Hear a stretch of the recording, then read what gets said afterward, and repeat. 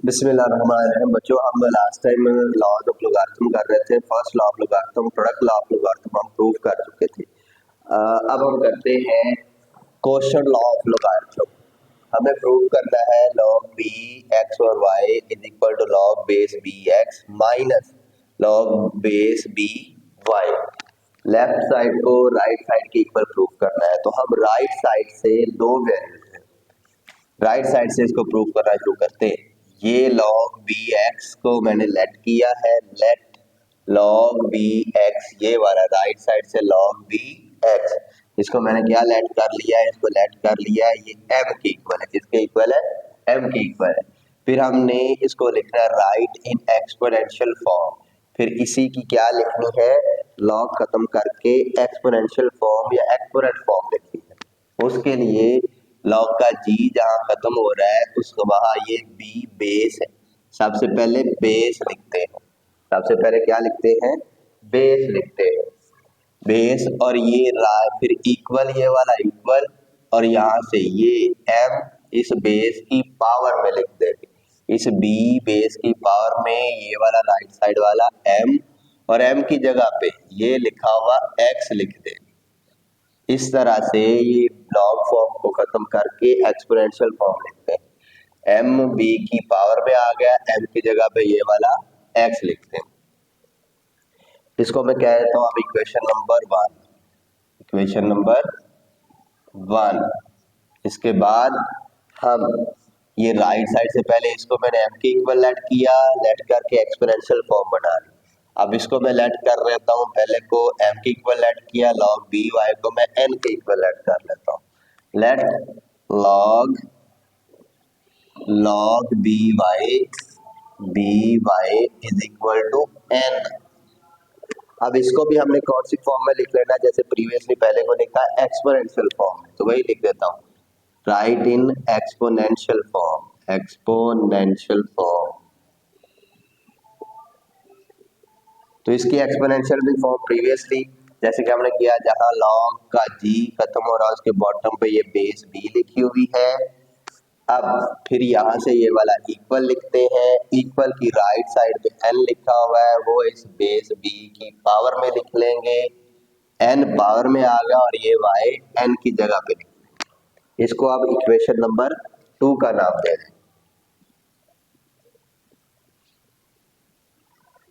अब आपने क्या करना है, अब राइट साइड से ये इसको लेट किया, एम के इक्वल एक्सपोनेंशियल फॉर्म बना ली, इसको लेट किया एन के इक्वल एक्सपोनेंशियल फॉर्म बना ली, दो इक्वेशंस बना ली।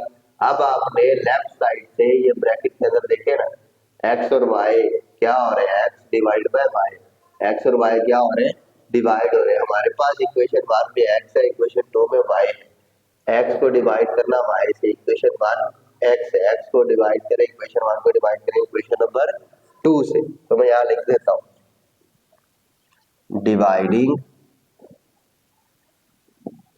Equation 1 by 2। इक्वेशन नंबर 1 को 2 से जब डिवाइड करेंगे, राइट साइड को बेटा राइट साइड से डिवाइड करेंगे, और इन्हीं दो इक्वेशंस की लेफ्ट साइड को लेफ्ट साइड से डिवाइड करेंगे। राइट साइड इक्वेशन 1 की क्या है, एक्स है, डिवाइड बाय इक्वेशन 2 की राइट साइड वाई।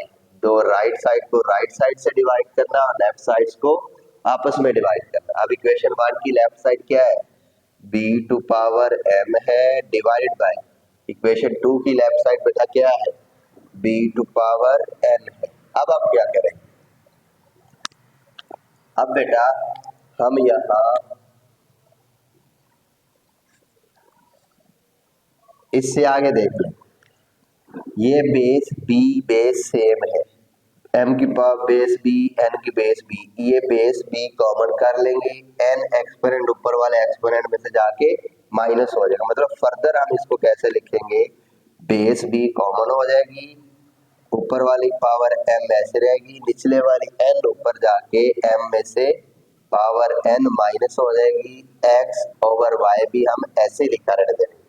अब गौर से देख ले, b का एक्सपोनेंट है m माइनस n, b का क्या है, एक्सपोनेंट है m माइनस n, तो ये कौन सी फॉर्म होगी, फिर एक्सपोनेंट फॉर्म होगी।